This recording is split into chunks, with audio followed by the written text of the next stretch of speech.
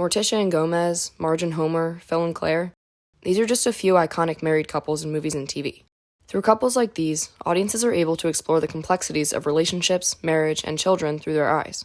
Part of the intrigue of these relationships is seeing how they interact, banter, and compromise. But sometimes, the reasoning behind a married relationship portrayed on screen is different, and necessitates the use of a strangely popular trope. The dead wife trope. That's to put it simply, but this trope can get exhaustingly specific, like with the romance after tragedy trope or the surviving husband watches home videos of his dead wife leading to a lens flare heavy montage trope. Like many popular tropes, this one has its requirements and its effects. Let's start with requirements. First, the wife is always beautiful. She's usually played by a conventionally attractive brunette actress with an effortless outfit and a messy bun to top off the casual persona. Second, the wife is always happy. The trope works better if the dead wife is painted as a saint because it makes her death even more tragic. And third, the wife is blissfully vague. She never really has any personality traits. She only exists to act as motivation and a source of grief for either her children or for her husband, who usually ends up with another girl at the end of the movie anyways. So how many movies follow the basic dead wife trope? Or the more specific home video trope? As always, more than you'd think. First up, and the one that sparked this whole idea, We Bought a Zoo. The 2011 film is based on the true story of Benjamin Mee, a widow who bought a rundown zoo to cope with his wife's death. To add to the stress, Benjamin has 2 kids, a young girl and a teenage son. The film focuses around the idea that Benjamin buying the zoo signifies his ability to latch onto a new, helpful project and effectively move on from his wife. This is based on a true story, so the use of her character isn't an intentional addition like the other ones on this list, but in real life, Benjamin and his wife Catherine bought the zoo together. This is my wife Catherine, a photograph taken in France. She had a brain tumor diagnosed while we were living out there. The film intentionally moved the timing of her death to fit with Benjamin's character motivations, putting those character motivations above factual retelling. So I'm looking at movie Catherine as a completely separate person from her real-life inspiration. Movie Catherine fulfills every aspect of this trope. She's played by a conventionally attractive brunette actress, she's smiling in all the flashbacks, and she has no clue what's going on. The movie constantly shows Benjamin having flashbacks of meeting his wife, while simultaneously fostering a romance with one of the zookeepers. This would be a fine addition to the movie, and an apt way to deliver the message that it's okay to grow new relationships after losing a spouse. If it were true. Scarlett Johansson's character is completely made up for the movie, and Benjamin Mee himself has stated he didn't have any romantic relationships with any of the zookeepers because he was focusing on his children and the zoo.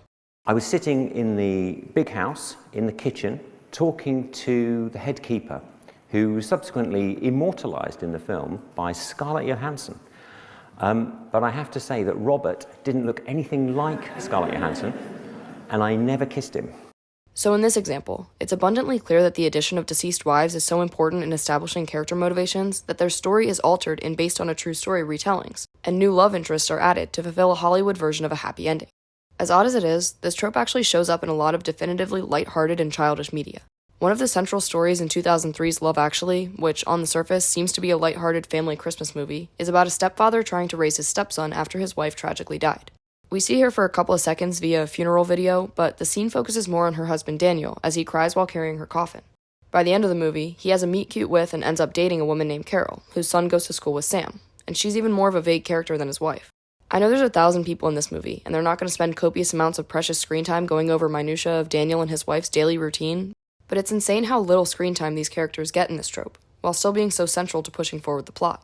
Since we're already talking about Newt, why not also mention 2005's Nanny McPhee, where he, his 6 siblings, and his father, who's also in Love Actually, mourn the death of their mother, who died before the events of the film. What's your book about, Evangeline? It's about the daughter of a nice man who remarries after his wife dies and the stepmother's horrid to her. Why doesn't the man stop her from being horrid? Fathers all turn bad once their wives die. They don't care anymore. Even stranger, Mrs. Brown is alive in the book, but she was killed off for the movie. I guess this was done to make Mr. Brown struggle even more raising his 7 children before Nanny McPhee, another actor that was in Love Actually, that's more than a coincidence at this point, arrives to help him. I guess this movie gets some points because Mr. Brown doesn't end up marrying Nanny McPhee after she turns beautiful, but he does end up marrying Evangeline, so points revoked. The Nickelodeon movie The Boy Who Cried Werewolf features Victoria Justice, her younger brother, and her father, who are all struggling to cope with the recent death of her mother. We get a scene of them watching home videos of their mom, and we see this is where her younger brother Hunter got his affinity for pranks. They end up being informed that they've inherited the mother's great-uncle's manor in Wolfsburg, Romania, and for the rest of the movie from there on, she's not mentioned. The dad immediately sparks up a romance with a realtor in their new town, which ends up falling through because she's evil. I don't think this can count as a subversion of the trope, though, since it was likely just used as a plot twist. Keeping with the fantasy-based movies, 2013's Epic follows our protagonist, Mary Catherine.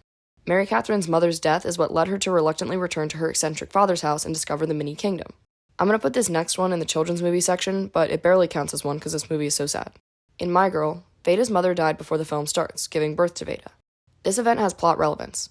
Her questioning whether she killed her mother kickstarts Veda's obsession with death. Did I kill my mother? What? The cards were kind of stacked against her because her father also owns a funeral home, so she was bound to develop some curious fascination with death either way.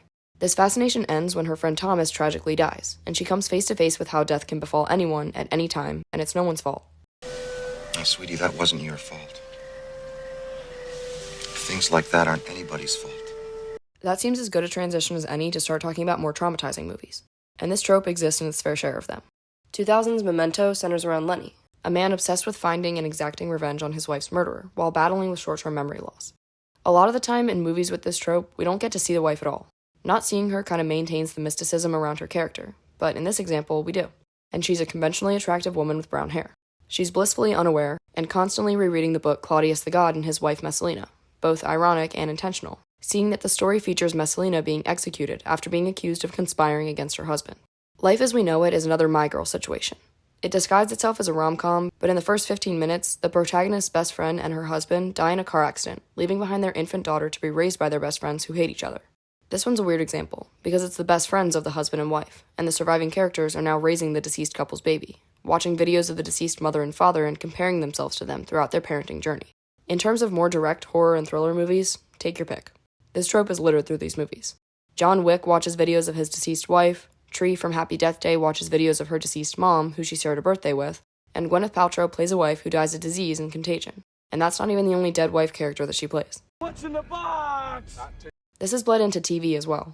Afterlife follows Tony's journey into nihilism after the death of his wife, Lisa. This is to me dying first. Cheers.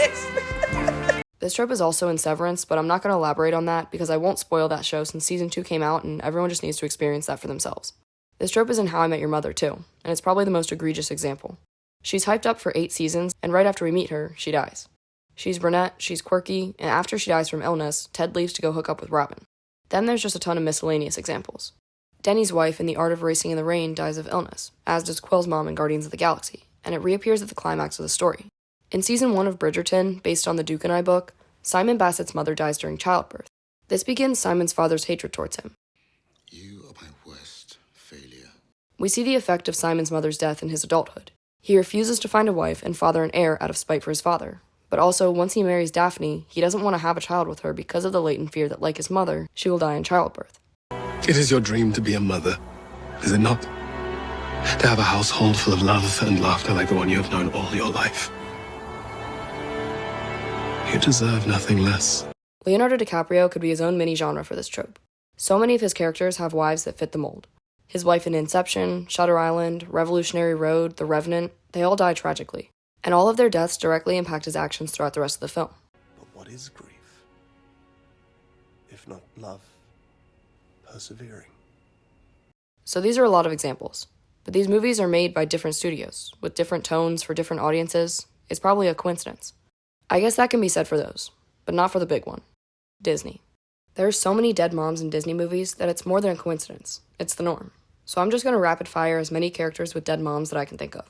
Bambi, Mowgli, Quasimodo, Chicken Little, Ariel, Pocahontas, Coda, Cinderella, Tarzan, Elsa and Anna, Todd, Kida, Ben and Pat from Smart House, and Olivia from Lemonade Mouth. That is an absurd number of deceased mothers. People throw out theories upon theories of explanations for this bizarre trope.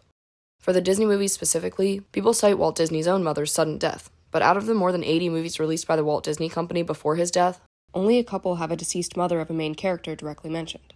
Another theory that gets thrown out there is that a lot of the characters don't have mothers because the source material that they were based on was written in the Middle Ages and the Renaissance, when it was extremely common for women to die during childbirth.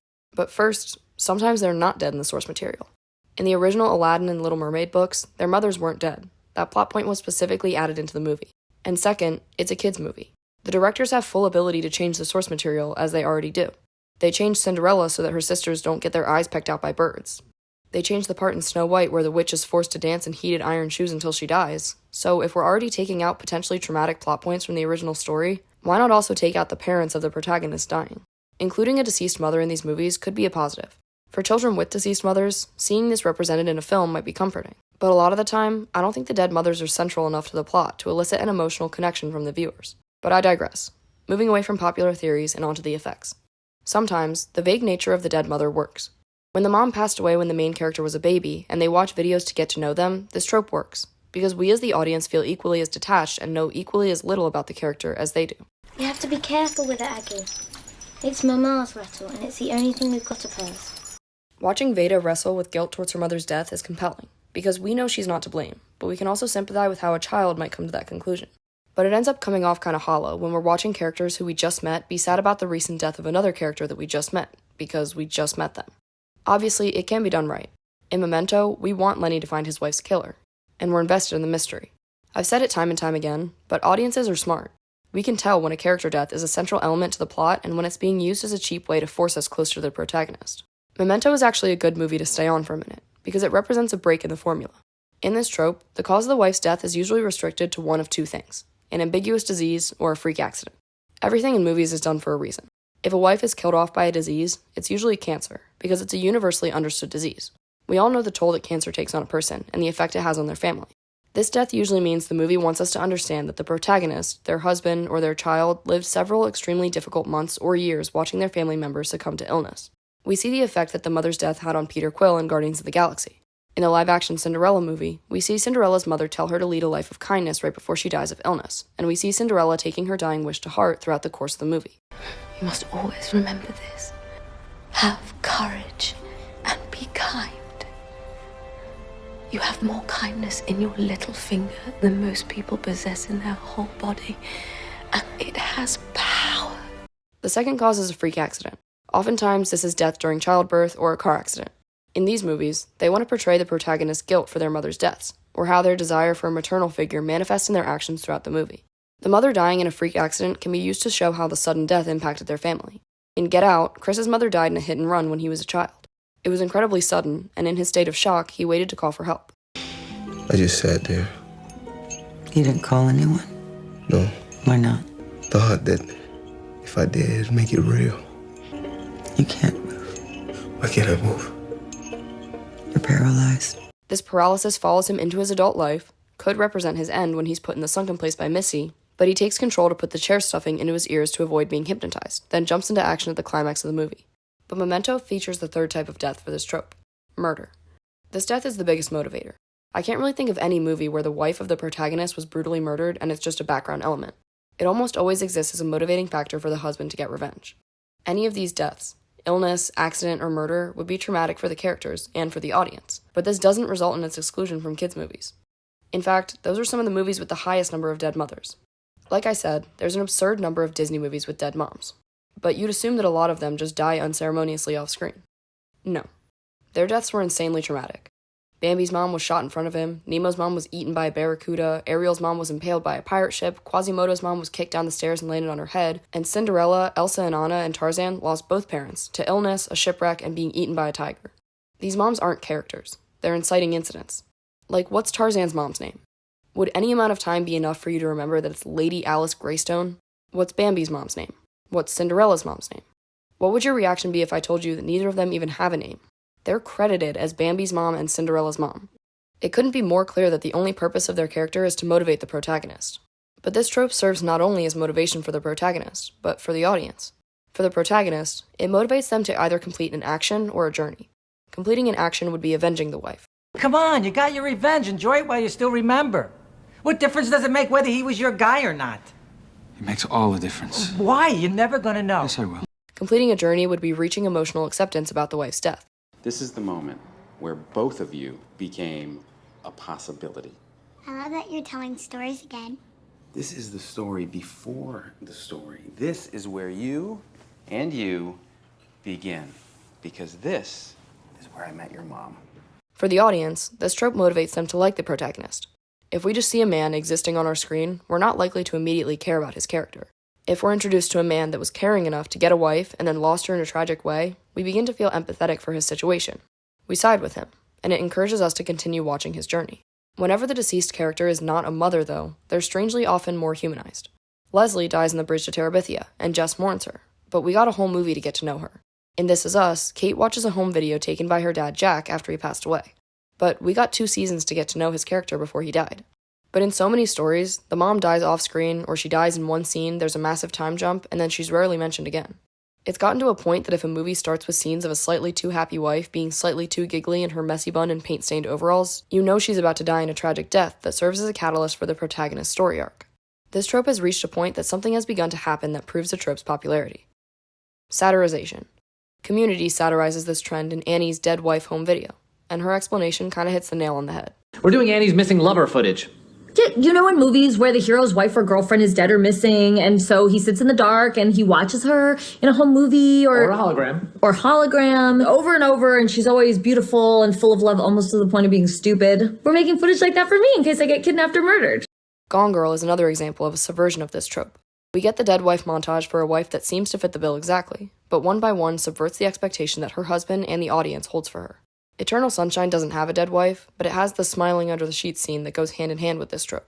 This is a movie about Joel erasing Clementine from his mind, but his realization of the joys of their relationship leads him to regret the decision. His denial and recollection of happy memories feels a lot like grief over a partner's death. It's a bad sign that when I see a video of a guy taken on a grainy old camera, I just think it's a video of a guy taken on a grainy old camera. But when I see a video of a woman taken on a grainy old camera, some part of me thinks that it looks like a montage of a protagonist's dead wife from a movie. All in all, this trope, like nearly every other one, goes unnoticed until you realize it's a trope, and then the similarities in appearance, personality, and effect on the protagonist become glaring. The traumatic death of the mother, then reminder of her throughout the movie, can be done to give the protagonist trauma, increasing the audience's sympathy for them and resulting in immediate engagement in their story. Or it can be done to motivate the protagonist to physically avenge a death, or emotionally move on from one. A lot of the time, these figures are manic pixie dream moms, perfectly sweet, loyal, and maternal characters that are beautiful while remaining modest, and quirky without being weird. All of these quirks are repeatedly mentioned by her surviving husband to hit home the point that these little quirks made her the most unique person ever, even though most of these characters could be swapped for each other without even noticing. I think this ends up existing as an easy cheat code for character motivations and audience attachment. Mothers are meant to be maternal and consistently present, so when they die, the audience is quick to mourn them with the protagonist. The male surviving character is also often more likely to fit into the role of grumpy, violent antihero with a traumatic backstory and a happy past. The danger of this trope comes from when movies alter details of true stories to Hollywoodify the motives or endings, or when the death exists in a kids' movie and serves not to represent children in the audience who've experienced loss, but merely to shock and scare them. That's what the rest of the movie is for.